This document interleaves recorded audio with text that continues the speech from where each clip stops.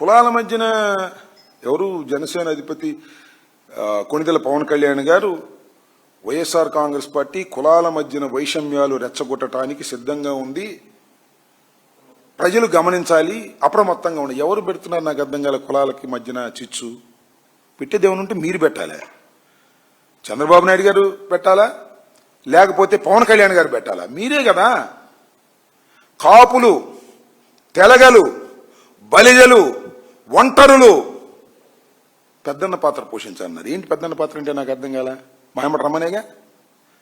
మీరా కులాల పేరెత్తింది? మేమా? చెప్పండి. వైఎస్ఆర్ కాంగ్రెస్ పార్టీ ఎప్పుడైనా కులాల పేరు ఎత్తిందా? మేము ఎత్తి ఎత్తొచ్చు, మేము కాపులం కాబట్టి. జగన్మోహన్ రెడ్డి గారు ఎప్పుడైనా ఎత్తాడా? చంద్రబాబు ఎప్పుడైనా ఎత్తాడా? ఆయనే అన్నాడు చంద్రబాబు ఎప్పుడైనా ఎత్తాడా, జగన్మోహన్ రెడ్డి గారు ఎప్పుడైనా ఎత్తాడా అని. వాడు ఎత్తలా, మరి నువ్వెందుకు ఎత్తా? ఎన్నికల్లా పెద్దన్న పాత్ర పోషించమని ఎందుకు అడిగావు? వాళ్ళు ఎందుకు రెచ్చగొట్టావు? ఎందుకు ఓట్లు ఎంచుకున్నావు? ఇప్పుడు మాకు కాపులకి సంబంధం ఎందుకు అంటున్నావు? నాకు అర్థం కాల. కులం పేరు చెప్పి మోసం చేసినటువంటి వ్యక్తి ఎవరైనా ఉన్నారంటే అది జనసేన అధిపతి పవన్ కళ్యాణ్ గారు తప్ప మరొకరు కారనేది నా అభిప్రాయం. కావాలంటే చరిత్ర చూసుకోండి. గత 12 సంవత్సరాల్లో ఎన్నిసార్లు కులాల పేరు ఎత్తాడో, ఎన్నిసార్లు కులాల గురించి మాట్లాడాడో, కుల ప్రస్తావన తీసుకొచ్చాడో చెప్పని అడుగుతా ఉన్నా. కాపు సంక్షేమ సంఘం అని పిలిస్తే దానికి మీటింగ్ పెట్టి చెప్పలేదా? హరిరామజోయ గారి సమక్షంలో ఆ రోజు కులం కావాల్సి వచ్చిందా? ఈరోజు కులం లేదా నీకు? చంద్రబాబు సామెతే, అదే సామెత చెబుతారు కదా. చంద్రబాబు అదే సామెత, ఈయన అదే సామెత.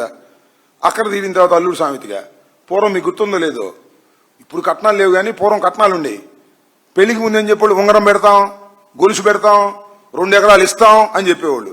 పెళ్ళి 3 వేసిన తర్వాత తూచ్ అనేవాళ్ళు. అదేమంటే అక్కడ తీరిన లేపో అనేవాళ్ళు. చంద్రబాబు సామెత ఈయన సామెత అదే కదా. అంతకుముందేమో కాపులు పెద్దన్న పాత్ర పోషించమన్నాడు.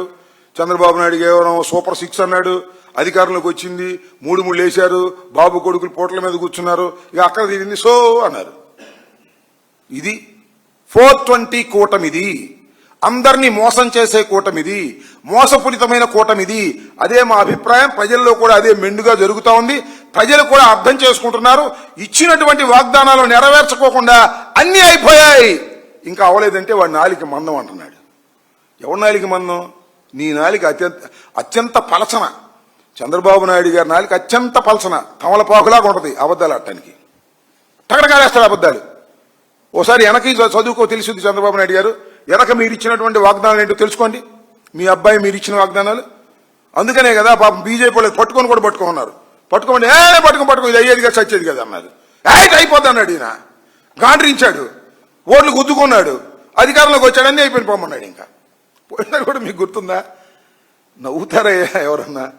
ఏమండి, రైతు రుణమాఫీ అంతా చేస్తా ఉన్నారు కదా అంటే చేసేసాం అన్నాడు. నీ పోటోళ్ళు అడిగారు ఏం చేశారండి? ఏం చేసామండి? అన్ని చేసేసాం, మొత్తం అంతా ఇస్తా ఉన్నాం, ఎక్కడ ఇస్తా ఉన్నాం పొమ్మన్నాడు. అన్ని మోసం, దగ, చీటింగ్ పనులు తప్ప ఇంకోటి లేదు. ఎన్నికలకు ముందు 2014 ఏమన్నాడు?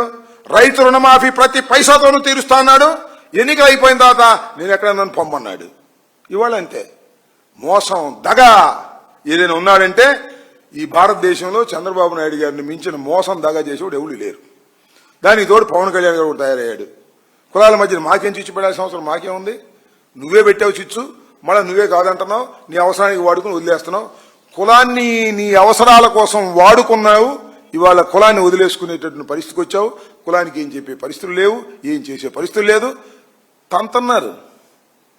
తంతన్నారండి జన సైనికుల్ని. ఎవరు? తెలుగుదేశం వాళ్ళు తంతన్నారు. దిక్కులేదు, మాట్లాడే దిక్కులేనటువంటి పరిస్థితి ఏర్పడింది. ఇది వాస్తవం. గ్రామాల్లోకి వెళ్తే తెలుస్తుంది.